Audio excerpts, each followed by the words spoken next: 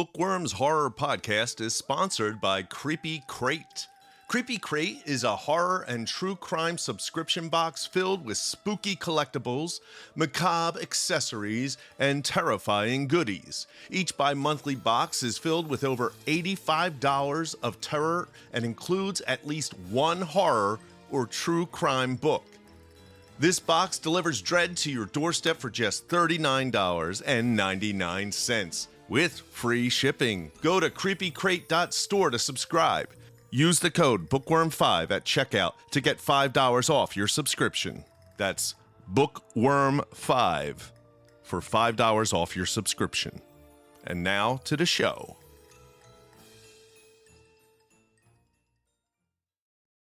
Welcome to Bookworms Horror, the podcast that offers you tips on writing, especially in the horror genre. My name is James Ippoliti. I am the host of the Real Demons of Pop Culture podcast. This week's episode is all about the movie Halloween and the story of the boogeyman. If you haven't yet picked up Book Worms Horror Zine, you can get it in the Etsy link in the show notes. There are only a very little amount of issue 1, the premiere issue, left at a discount at $5 with free shipping. But issue 2 is still available, so go to the show notes, check it out. In this week's episode, Regina and I discuss distractions and time burglars. Regina is a Waddy Award winner for Best Horror Novel, as well as multiple screenwriting awards, including a Webby honoree. Regina is also the contributing editor of the best-selling Local Haunts, a horror tube anthology. Find Regina and her alter ego, Batilda, at her booktube channel, Regina's Haunted Library, and on her blog, rstclair.com. Regina and myself are the editors of the Book Worms Horror Zine, and since we're seeking great horror fiction for bookworms, we created this weekly podcast to offer writers quick tips on writing for the genre. Find all our links in the show notes. Now let's jump into my conversation with Regina as she speaks with me from her haunted library.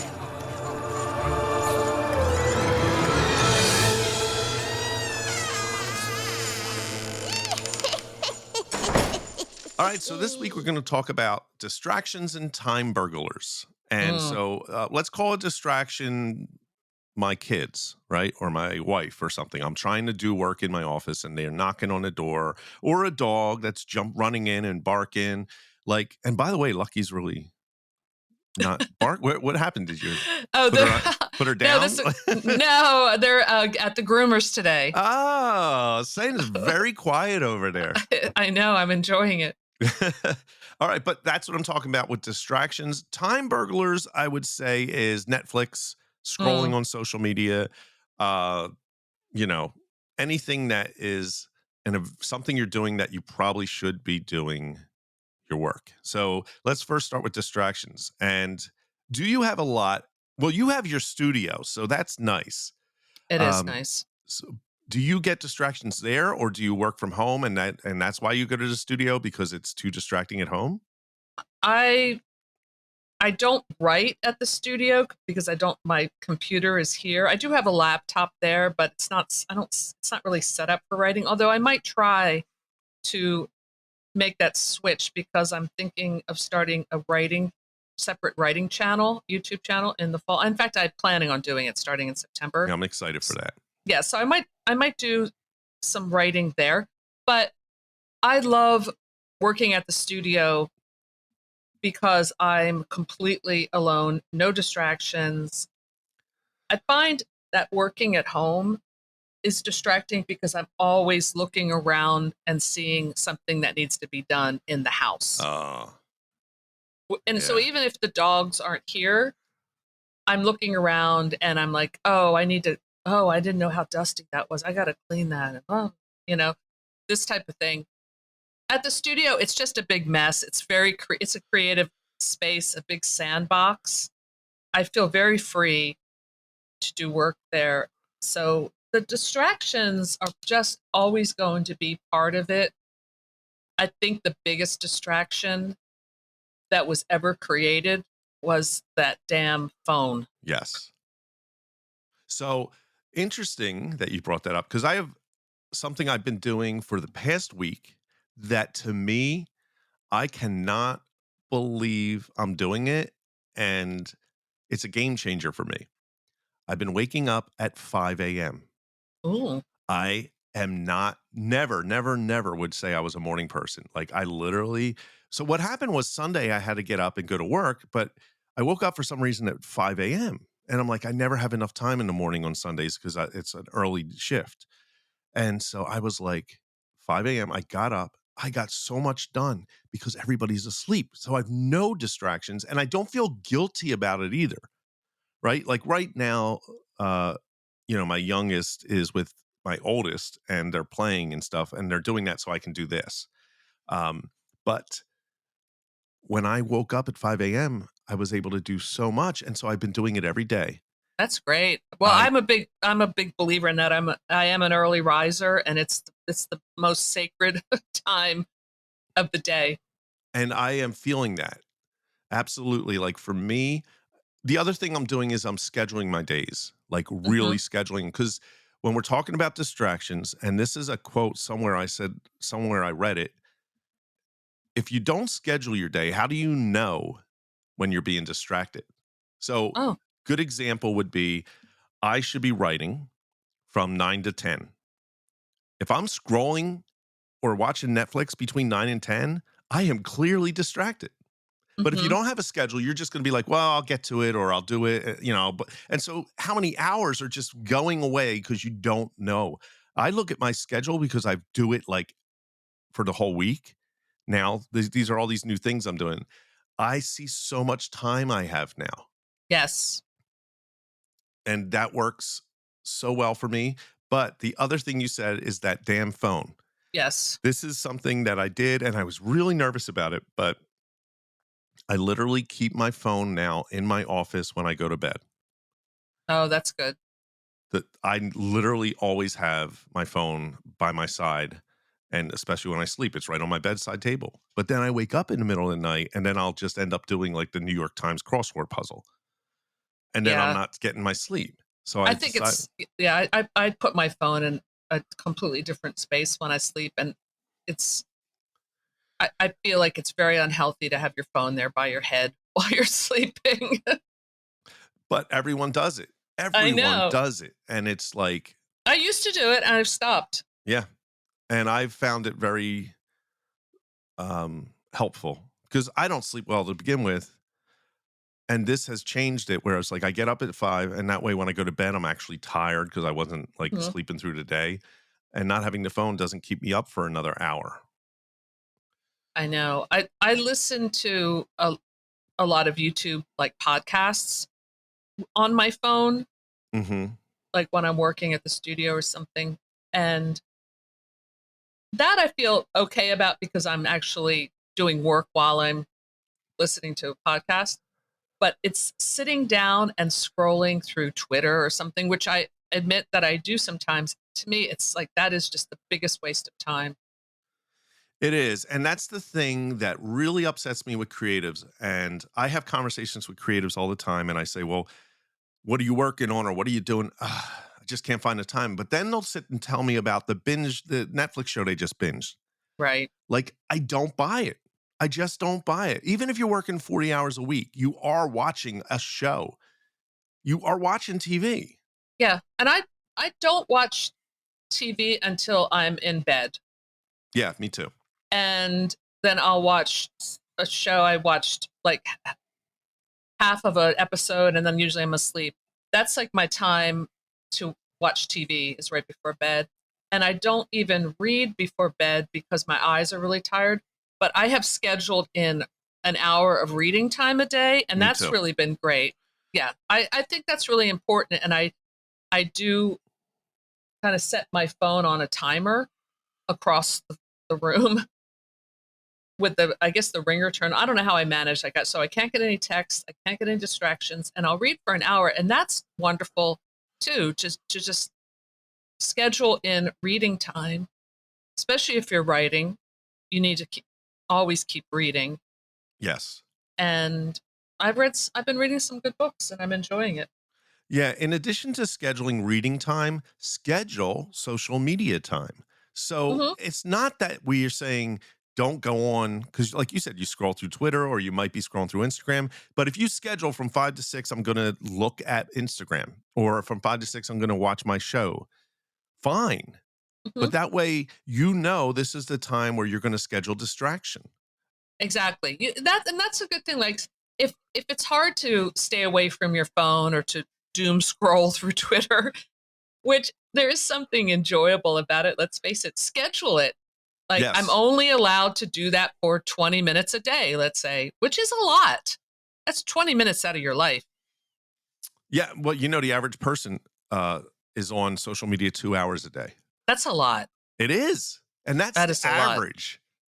There are so many people, I believe the average is probably higher. Uh, Hmm. and again, I fear for the time when the Apple Vision thing is going to be affordable for everyone. And it won't be as obnoxious. Like right now, it looks like ski goggles, Mm. and you What really only get 2 hours of battery life if you're not plugged in, but you can get all day if you're sitting there plugged in. do you think that there will be implants?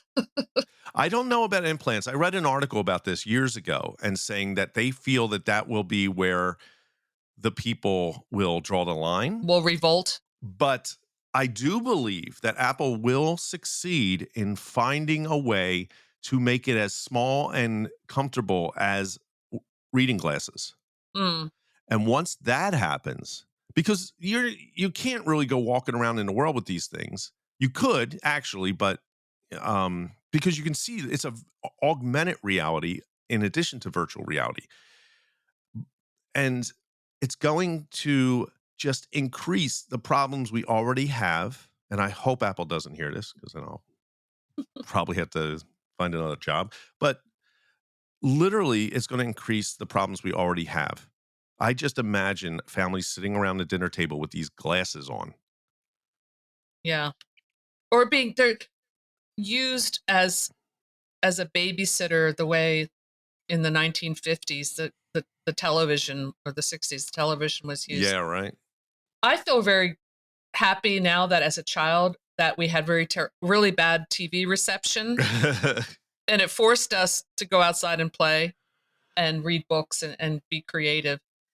I think that I don't want to shame anyone for being on social media all the time or being on the phone, but I think it's important that all of us, every one of us, assess our relationship to the phone or the computer or social media, really break it down and give ourselves some time to engage with that, but also time to disengage with it is very important. Just for mental health in general, Well, whether you're creative or that's the not. problem here, is the mental health, and it does impinge, if that's the right word, I believe it is. It does impinge on your creativity. Mm, yes. It actually is scientifically proven to be, you will be less creative the more you use social media. It's just not getting you where you need to be. And I also feel like, well, it's unhealthy. Uh, Oh, I and don't know. I also think I remember when Facebook started, there was something very exciting about that and connecting with people that you haven't known for a long time. And now it's evolved to the point where I don't, like I'd said before in a different podcast, that I don't, I pretty much censor everything I put. Like I don't bare my soul on Facebook much and don't really want to. I find it to be a rather boring experience now. Or do you feel that way too? Like I feel like it's not that interesting. No, I don't find that much joy in it. So my relationship would be, like I said, is I find joy in creating. So I'll create a video. Like I did a video today about the Frankenstein radio drama Hmm. vinyl record that I got at a thrift store. Oh my gosh, that's And, and great. I have like this head that I use to put like my headphones on. I had like people name it, and it's now Oh, I her. saw that. Yeah, Yeah, her that was name's cool. Lucille. So now Okay. I came up today with this idea to have her talk to me, and I respond to her. So to me, one, it's super creative. It was fun. I enjoyed recording it. I then, I then go and post it, and then I just get offline. Yes, And I posted. I don't know if you saw the video I did about Greg McGarvey. yes, I just posted that, and that was a creative act that I did, and it's to promote the show that we're doing in August. And I posted it and just walked away. And maybe now I'll see if anyone's commented, but it was fun to put it out there and to make it. Yeah, but that's what I don't have to sit there and stuff. obsess over it. Right. I don't have to care whether people, I want people to see it and I want people to enjoy it, but I don't stress over that. If it doesn't work, I go to the next thing. I just move on to the next thing, because I did have the experience of have things go viral, and it doesn't really change anything. Right. You just keep plugging along. Getting 1 million views. I have another one that has 600,000 views. Wow, whatever. Which one has 1 million views? The one where you're just reacting? So I'm reacting to a preacher who got interviewed by like Inside Edition or something. Oh, okay. And he's like talking really creepy and stuff, and it's just like, oh my God, like this is super creepy. And it's got over 1 million views, and I'm like, and now I don't have audio on it because Inside Edition found out about it, and they yeah. So I've gotten, wow, you're on that level. Yeah, so much viral that they actually said this guy's infringing on our. Yeah, that's interesting. Well, you've arrived. Yeah, and that doesn't feel any different than not arriving. Well, there's the lesson, right? Yeah, and that's the lesson to any creative. Don't worry about it. Just do your creativity and try to just keep perspective on it, but don't not do it. Yeah, it's sort of this Buddhist lesson of non-attachment. The idea that you don't get attached to good or bad. You just do the work and move on to the next. And if it gets 1 million views, you're not attached to that. If it gets 0 views, you're not attached to that. It does not validate you to have that kind of stuff. It doesn't matter. Just do the work and move on. And if you don't enjoy doing the work, then why are you doing it? Right. And if you need proof of that, just look at any person who's rich and famous. It's not what makes them happy. Exactly. That's it. And we'll be back next week with a new episode. Thank you for tuning in to the Book Worms Horror Podcast. All our links are in the show notes. We'll be back next week with a new episode.